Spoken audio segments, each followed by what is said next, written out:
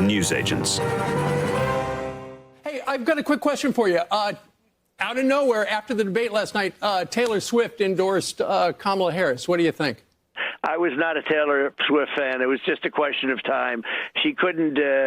You couldn't possibly endorse Biden. You look at Biden, you couldn't possibly endorse him. But she's a very liberal person.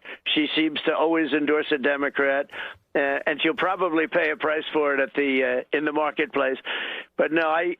That was Donald Trump receiving the news that Taylor Swift has now endorsed his opponent, Kamala Harris, after a debate which he believes he won 80-20. He called it one of my better debates on Fox News. Which is always a sure sign that it was a catastrophe. When Donald Trump is articulating how fantastically I did, it means he did really badly. But what is he going to do about it now? Because everyone else sees it as an utter disaster. Welcome to the Newsagents. It's John. It's Emily. It's Lewis. Bingo, full house. That is extraordinary because we actually haven't been together in Newsagents' global headquarters since, am I right in saying? Global with a small case G and a uppercase G. Yes, very global and global. Since the day of the election. The day after the election. The day after the election. Wow. So right, July the 5th. Yeah. So it's over 2 months since we've all sat here. Yeah. Crikey. Well, if you do insist... It's like an AGM, essentially. We only meet now 3 times a year. Yeah. We're going to have a vote on something? Sort of shareholders' votes on something? Well, maybe we could vote on you not talking about me the whole bloody time for the past week. You loved every it. time I listen. Oh, I just think you shadows. Because you hate the words John Sopel and new book in the same sentence being said as many times as possible. For God's sake, do not say book plugging. Yeah, I heard we know where that goes. Yeah, where it goes. Yeah. Had me kind of squeezing my buttocks in on the plane when I heard that. Okay, there we are. And this that is didn't why take we're very not- long, we did it? don't like to be together. Exactly. We're going to talk you through the fallout of the debate last night. Some of us are feeling a bit giddy because I think we've all been up since about 1:30 a.m. Yes, you and I had to be up for Newsagents USA. This one, of course, can't miss out a good political occasion, so got up anyway. I tried to go to set. Honestly, I tried to go to set. I'm sort of tossing and turning. And my wife just said, why don't you just go and watch it? Because it was just... Do you know, I realised that I actually had a completely normal night's sleep. Because I went to bed, Well, you never sleep. woke up So at it's 1:30, went back to sleep at 5, and I was like, oh yeah, that's just what I do with the dog. If only there was a normally. presidential debate every night. It would give you an excuse. I'd be there. That's my perfect work shift. Well, it was quite the debate. I mean, not as epic as Joe Biden's fail, which kind of cost him his place on the debate stage, but it was still pretty dramatic nonetheless. Kamala Harris. Let's have a good debate. See, have fun. Thank you. They have abortion in the 9th month. They even have, and you can look at the governor of West Virginia, the previous governor of West Virginia, not the current governor, is doing an excellent job, but the governor before, he said the baby will be born and we will decide what to do with the baby. In other words, we'll execute the baby. There is no state in this country where it is legal to kill a baby after it's born. And I'm going to actually do something really unusual, and I'm going to invite you to attend one of Donald Trump's rallies, because it's a really interesting thing to watch. And what you will also notice is that people start leaving his rallies early out of exhaustion and boredom. First, let me respond as to the rallies. She said people start leaving. People don't go to her rallies. There's no reason to go. And the people that do go, she's bussing them in and paying them to be there. And why don't you tell the 800,000 Polish Americans right here in Pennsylvania how quickly you would give up for the sake of favor and what you think is a friendship with what is known to be a dictator who would eat you for lunch. Wait a minute, I'm talking now. If you don't mind, please. Does that sound familiar? In Springfield, they're eating the dogs, the people that came in. They're eating the cats. They're eating the pets of the people that live there. You talk about extreme. There is an old Chinese proverb, I think it was Confucius, that says, if you talk about Springfield for long enough, you eventually start sounding like Homer Simpson. And so it came to pass that Donald Trump began the debate on a note that nobody was really expecting, talking about pet-eating immigrants. I suppose if you were to try and sum up this debate, not in a word, but in an emoji, it would be the fishing emoji with a little fish at the end of a fishing rod, because that's all it was. Baiting, time after time after time, right? I mean, it was clearly highly rehearsed from Harris's point of view. You could see that, but it didn't matter, because every time Trump should have been on strong ground. She deployed a little trap that was actually, you could see from like a million miles away. The best example being the one we just heard about, where Trump is asked about immigration and Harris is asked about immigration, which should be like the strongest terrain he has.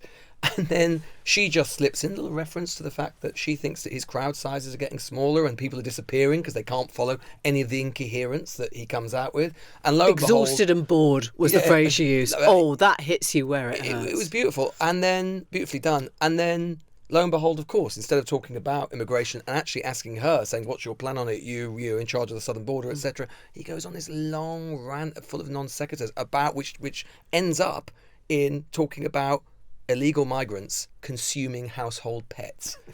I don't think that was on his talking points, right? In the pre-debate prep. I would have You thought. hope it was. You hope it was. You hope he went in there going, if I'm going to do one thing tonight, it's I'm going to gonna mention mention all those pets that are being munched. Lucky got consumed. But Moody, you want to hold on to Moody? Emily, watch out for that. Don't take him to Springfield. He won't be coming Kiss out. him and then the presenter has to come in and say, hang on, everybody, Fido and Tiddles are going to be fine. This is not the fact true. they had that line prepped Yeah. suggests that they were half expecting him to to raise go- it. He's yeah. done it before. I mean, I guess that's the other line, that everything he said last night had already been played out. Greatest hits from the rallies, But he went into that debate with a real advantage, which I think you forget, when you've sort of listened to the whole thing. He was really strong on the economy in terms of polling. He's really strong on the immigration issues, in terms of the polling again. And he kind of just gave that lead up because he got diverted, right? But look, we all kind of consume news, or an awful lot of people consume news by the clips on social media. And you go back over the history of presidential debates, and kind of North America editor, you do the piece about the presidential debate and how important it is, and you show a sweaty Richard Nixon from 1960. You the show Walter Mondale clip from Reagan. yeah, and you show. And now we'll add Biden. And then you 2024. And now you'll have Biden, but you'll also have the Trump dogs and cat eating. Do you think that is clip. the line? Do you think that's the line of the night? Oh, absolutely. Yeah. It's the one that stands out that people will remember.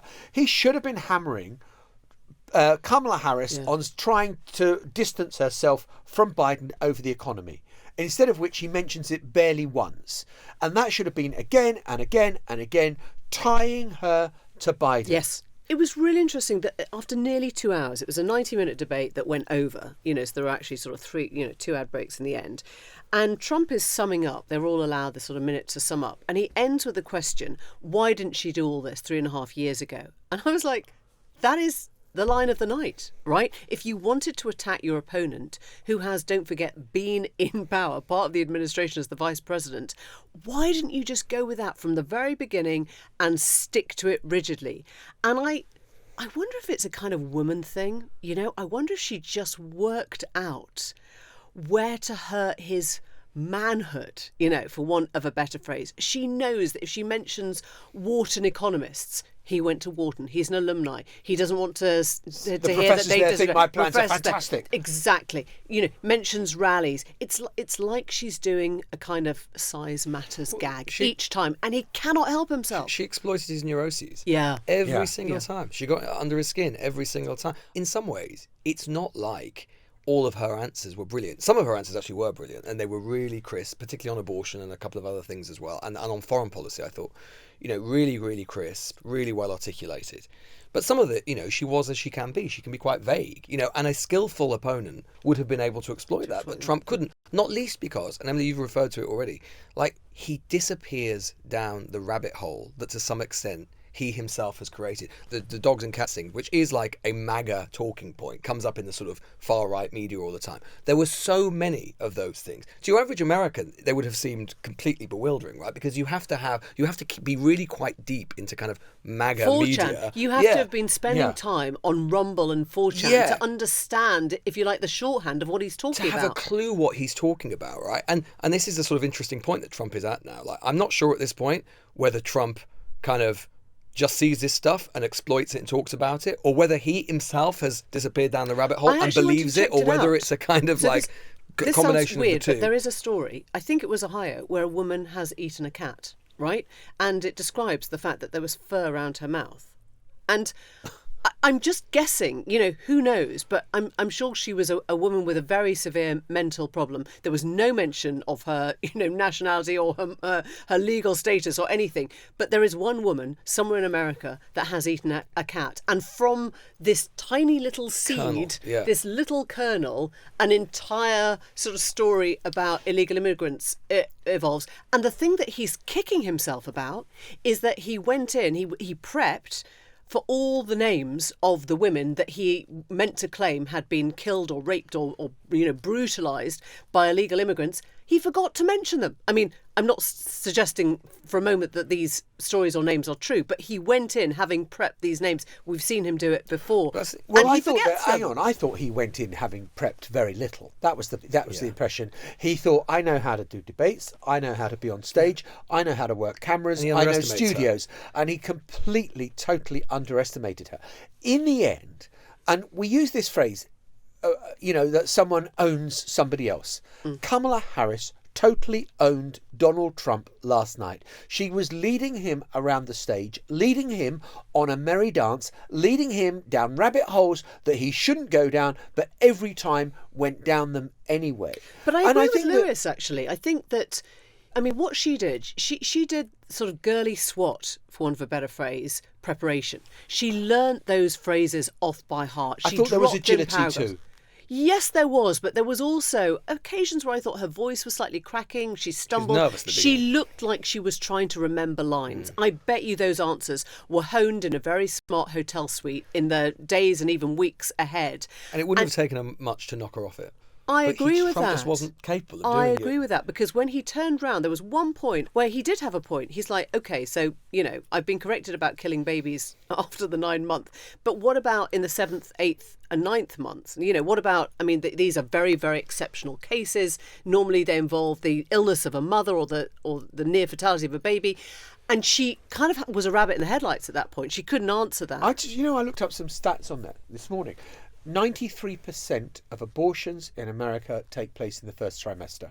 The idea that there is this kind of mass of kind of abortions taking place at 8 months or executions taking place after the baby is born, again, is one of those ridiculous talking points. I just couldn't work out the strategy. I'm sure that the MAGA fans were loving it, but what about anyone else? Was it appealing to the slivers of public opinion which are undecided in America?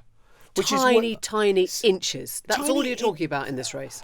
Was it appealing to those people? Was he reaching out to a new electorate and say, come to me, I'm fine? It was pure base stuff. It was pure base stuff. Okay, so there is a stat that came out of this, which was they asked people after the debate, are you still convinced by the person that you were backing beforehand? 78% of those instantly polled said they were still supporting Trump. And I think it was 88% said the same about Harris. So it's interesting that, there is a 10-point gap between, it doesn't tell us anything about the raw numbers, obviously, but it suggests there is a 10-point gap between the people who were even more convinced by her afterwards than by him afterwards. The thing is that if thinking about the kind of what the overall, how this election is won or lost, right, from Harris's point of view or Trump's, basically, whoever is on the ballot, whose ever record is on the ballot, basically loses. If this election is about Harris and her incumbency and her connection with Biden, if it's about the issues, basically, Trump wins. Yeah. Probably. Yeah. If it's a referendum on Trump, then Harris wins, probably. Trump's base is very, very solid. Most of America already knows how it's going to vote. We're talking about tiny numbers of people. But what last night does do is put the spotlight back on Trump and questions about Trump's own fitness for office in a way that the first debate with Biden did. And that allows Harris, frankly, to get away with some of the vagaries about her own policy platform. Yeah. It gives her a bit of breathing momentum space just at the moment that she was stalling. That's why it's important. Yes, absolutely. And there are lots of questions that Kamala Harris did not answer last night that she should have been pressed on. But Donald Trump is going to absolutely hate the news cycle over the next few days because it's going to be all about him. And I'll just make this prediction from having watched every day of the Trump presidency. He's going to do something dramatic. There'll be either sackings of the campaign chief, i.e. it's them that takes the rap for the lousy performance, or there'll be some wacko announcement that will come out that will just try to derail Kamala Harris and the post-debate glow that she's pop up enjoying in Moscow now. or something, won't He he, will talking to do Putin? something. I'm convinced of it. Incredible. Moscow, if he pops up in Moscow, I'm going to say that's not going to help him much. We'll be back in a moment. Where did you get those numbers from? Shouts one of the reporters, as Donald Trump himself has entered the spin room, a place where you normally send your surrogates and ciphers and cheerleaders. But Donald Trump decided, well, the only person who's really any good at speaking up for Donald Trump is Donald Trump. And so he went in himself, a tactic that he deployed. I was there in Cleveland in 2016 at one of the debates, the Republican debates, and he went in there to say, I did fantastically, that was the best debate performance ever. I mean, it's really unusual, right? It's very unusual for Yeah. a presidential candidate to do that. To Because go spin room personally, you've got your surrogates to do it for you. Exactly, you've done the debate. Why do you need to?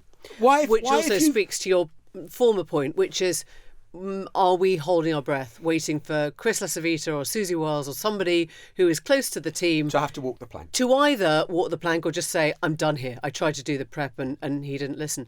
One thing I think is really interesting is that I thought, I've got to get out of my bubble. I've got to stop listening to sort of progressive talking points on this. I've got to sort of, reach across and hear from the sort of stations and the commentators that think he did win last night. And so I tuned into Fox News.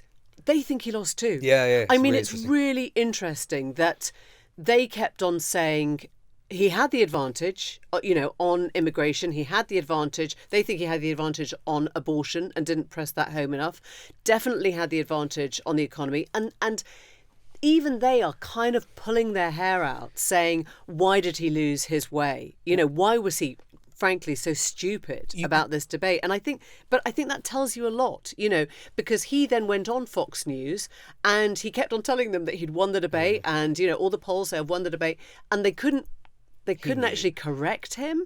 But I think there was that, it's a bit sort of like, grandpa don't, who's going to tell grandpa sort of thing. It was really difficult to listen to because they're all nodding along, having previously said, what the was that about? Well, you could see that even before the debate had completed, because all of Trump's surrogates and the kind of like MAGA Twitter crowd were all like half an hour, 40 minutes before the debate had concluded, already preparing a narrative that it was a moderation problem. Yeah, exactly. That it was ABC, that the moderators on ABC were fact-checking Trump aggressively and not doing the same to Harris. And of course, Which was true, ironic. Well, it was true, but then again, if one candidate is literally making up pies bullshit in every single answer, then and the other one is being sometimes kind of bending the truth a little like all politicians do, but operating on a completely different moral plane on that regard. Don't be surprised if your guy is fact check more. That is going to happen. Actually, the point they picked up on was the fact that she talks about him saying bloodbath as if he's going to sort of create World War III. And they do have a point there, which is that when he used bloodbath, it was very much in the context of, automotive tariffs, right? Yeah. And nobody actually thought that he was, running around with a chainsaw. And maybe the moderators could have stepped in on that. I agree with them, actually, on that one. But it's kind of a one-word thing at that point. Also, you've got Donald Trump Jr. now out and about. And what he's trying to do is to recast this. Is just, once again, leftist media pundits are out there saying he did disastrously. But look at swing voters. They're telling us that Donald Trump did much better than Kamala Harris last night. And they've got cherry-picked 2 or 3 quotes from the New York Times where, undivided voters not so sure. Undecided voters, which is all the merit of any vox pop, hasn't it? Where, you never know how many people you've spoken to, but they have selected 2 or 3 quotes in the paper which sort of, suggest that... But it is still true. I mean, the weird thing is, I think Don Jr. Belongs to, as we were saying, the kind of the Rumble Brigade, and they are so far down their MAGA Warren now. We don't actually know if they're still in touch with kind of normal undecided Americans, but I'm sure there were, normal undecided Americans who saw in that debate Trump's strength. Anger can be strong, and the look on her face could be condescension. Well, I got contacted by 2 or 3 friends over there. One Republican who said, she's wiping the phone, and came out with a much higher opinion of Harris than when they went in. They remember Harris from 2019 as a very left-wing candidate when she was trying to run for the Democratic nomination and thinking... But they were presumably highly educated, I was gonna say, how many and cars high you got in the information, Rust Belt, John? right? Yeah. Why? You say, Not enough. You say I only mix with the elite? No, of course not. No.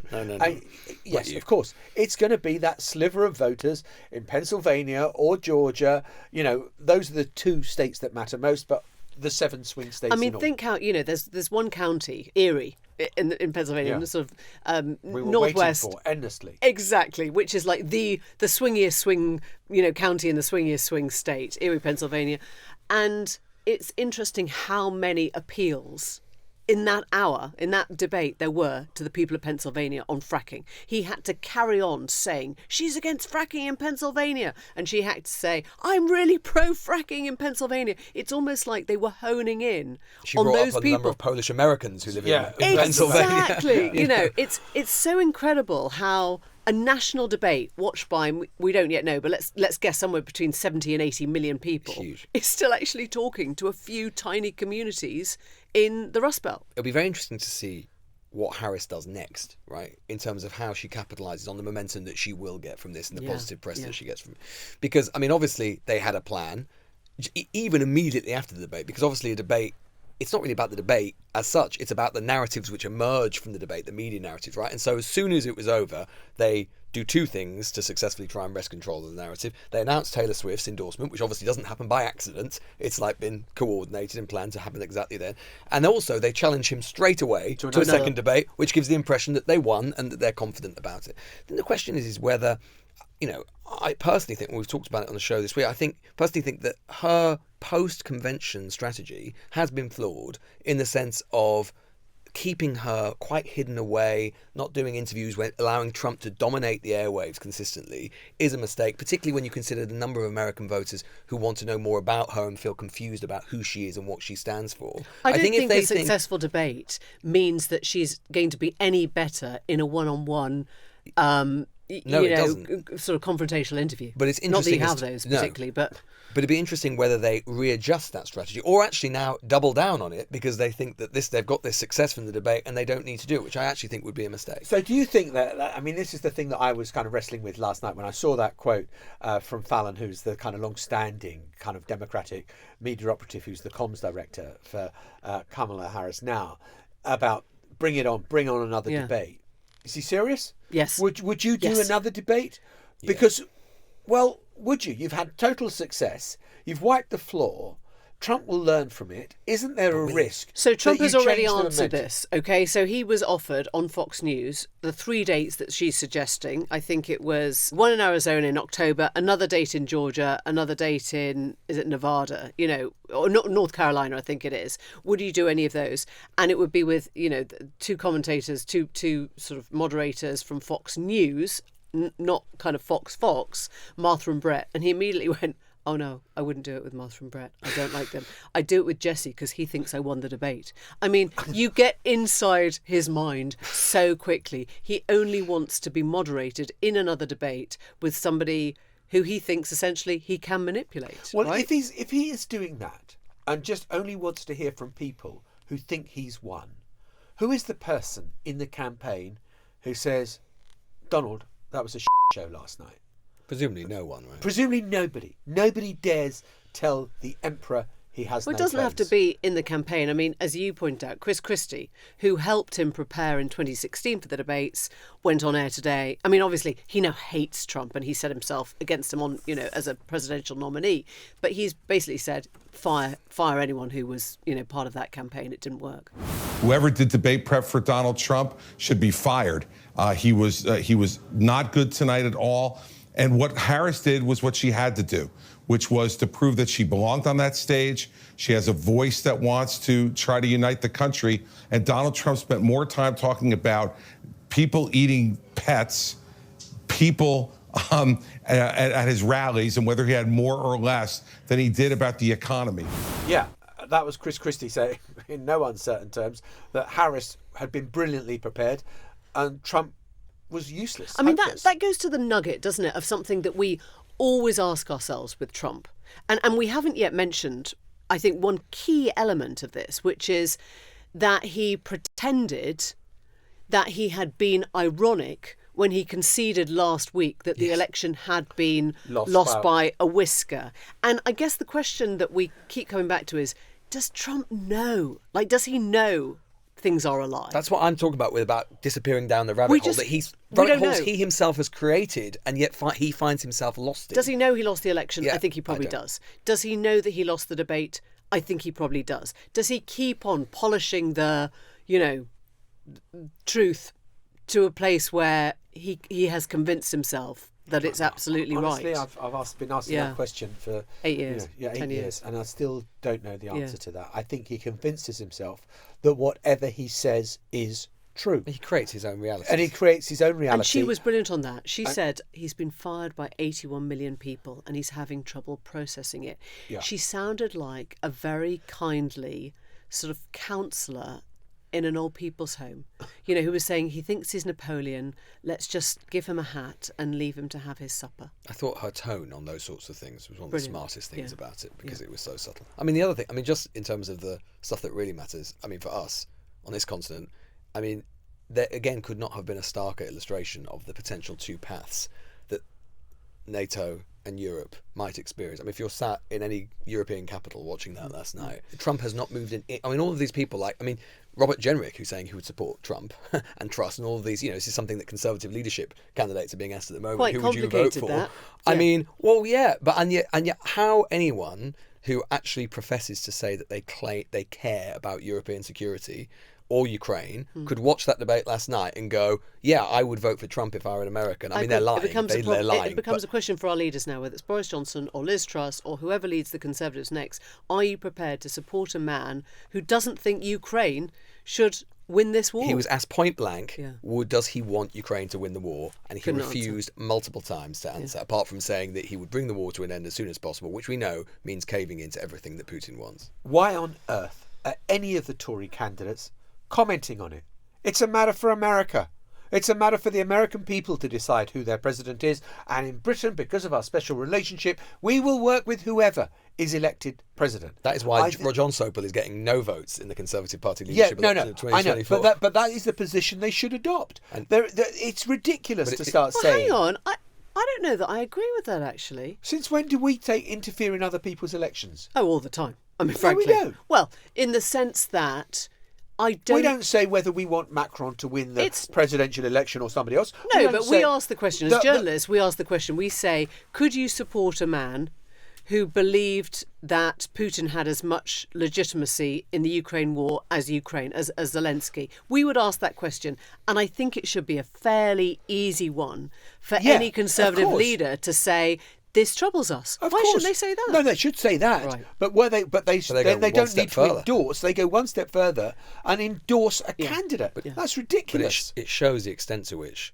in the middle of a Conservative Party leadership election, it shows how much they think their own grassroots, or at least a significant portion of it, have moved to the right, and to a particular bit of the right as well, bit of the populist right, that is even a question. Because, the Conservative Party 10 years ago, actually, when Trump first ran, you had Cameron, who was Prime Minister then, criticising Trump directly. The Republican Party of McCain and the Conservative Party of Cameron were actually on a very similar footing. Very similar. Right? And now they're very divergent. It just shows how far things have moved. Meanwhile, closer to home. From our home correspondent. This is London. Labour rebellion, not many dead. Is that sort of fair reading of it? Yes, there was actually only one breaking of the whip. One MP formally broke the whip, as in voted against the government. This is obviously about, we were talking earlier in the week about the winter fuel vote, and the government got it through with a majority of 120. It was a Conservative brought motion. There were over 50 Labour abstentions. Labour whips and Labour sources briefing that most of these people had what they call a slip, i.e. they had permission not to be there. But in the end, just John Trickett, who was an old Jeremy Corbyn ally, voted against the whip, and we wait to see whether he will lose the whip, a la the half dozen or so MPs who lost it over the child benefit limit. Yeah, and new figures out today on the economy show that GDP has flatlined for a second month in a row, stagnated, which is obviously terrible for the country. But in a weird way, it is a kind of useful reminder right now for Labour, that things are not looking bright enough for them to grant any concessions on any bit of the policies that they have started. And so if there's one message that keeps coming through from Keir Starmer, it's, this is the bingo card. How many times can he mention that £22 billion black hole? And today we've heard that this is, part of the whole sort of scenario of the economy, which is still not growing properly.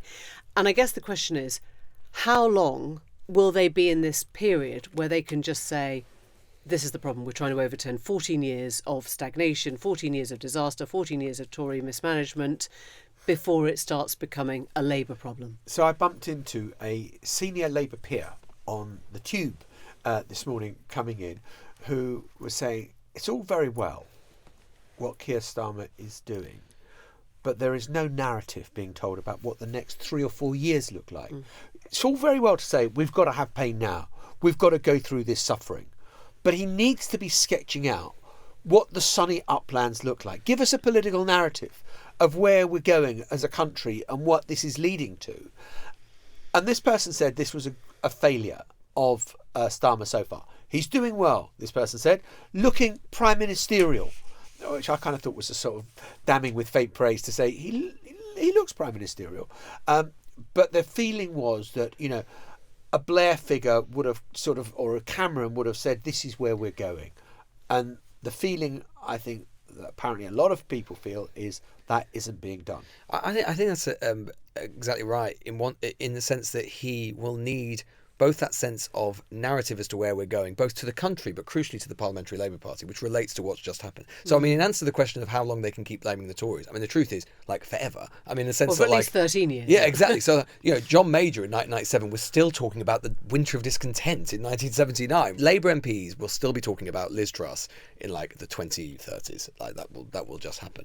But I think the reason that this vote this week kind of matters is it reminds us of two things. One, it's we need to reinvent what parliamentary jeopardy is, or get used to what parliamentary jeopardy is, right? Over the last 10 years, we've got very excited and had the blood rush, the sugar rush of, votes in Parliament potentially being kind of existential for a government, right? That could bring them down. Now, we've got government with a majority of 170. They will probably not lose a single vote in this Parliament. If they do, it's because Starmer's done something really stupid. And it is a remarkable thing, actually, that there was only one MP who actually rebelled. However many the abstention was in the end, to have one person who's put themselves on the outside is extraordinary. But that's the point, is that what has definitely happened, despite the fact that no one actually really put their heads above the parapet, it is absolutely true from talking to Labour MPs. There are a lot of really pissed off Labour MPs about it. They feel hurt by it. I was told yesterday there were some MPs in the lobbies voting for it, crying about it. And they have, number 10 and number 11, have burnt up quite a bit of goodwill in that regard. And what it shows is that these Labour MPs, particularly the new ones, they do not have a lot of capacity or a lot of appetite for potentially quite a lot of the stuff that is coming down the line, if Rachel Reeves is to be believed, which is to say there are more tough measures to come, right? Labour MPs don't go into politics to do this stuff. So in order for the government to keep persuading them to do it, and of course they have a lot of capital still in the bank to do it, but in order to kind of soften that for Labour MPs, not to burn up more capital, they need to do what you said, John, which is give them a sense of, okay, this is now, but where are we going in years 3, 4 and 5 when things are tough, and we need to give a sense to you, lots of new Labour MPs who, by the way, have tiny majorities, of what we're going to do to help you save your seats. It does presumably put more pressure on her in this October budget to actually think about borrowing to invest, right? That's a big subject for another day. We'll come back to it, I'm sure. But you would have thought that despite all this talk about, we have to stick within our fiscal rules, which is something they've imposed on themselves, any Brownite at this point, and anyone who's kind of joined the party thinking we are here to effect change through, big spending of stuff that the country needs, they will be putting the pressure on her now to say, oh, for God's sake, borrow a bit more, spend a bit more, show people where it's going, and you will come out of this. You will merge from this with a much healthier Labour Party and country. I don't think that's going to happen. I think it's going to be hair, shirt, hair, shirt, hair, shirt. We've got to be tough. We've got to be, clamp down on this stuff. Sunny uplands to come. But that's the bit that they haven't sketched out. And the lack of a story to tell the MPs, to tell the British people about why all this is happening is pretty vague at the moment. We'll be back tomorrow. Will we? The three of us again. Was it been fun? Are we? Are we all going to be back tomorrow? I don't think so, no. I think it was a one-off. You look rather fed up that we're all three together, Goodall. No, I'm thrilled about it. I'm sad that we're not going to be together tomorrow. And we are. No, Like we're not. in Macbeth. We three shall meet again. We'll see you tomorrow. Bye-bye. Bye. Tomorrow and tomorrow and tomorrow. Not Macbeth. The Newsagents. This is a Global Player original podcast.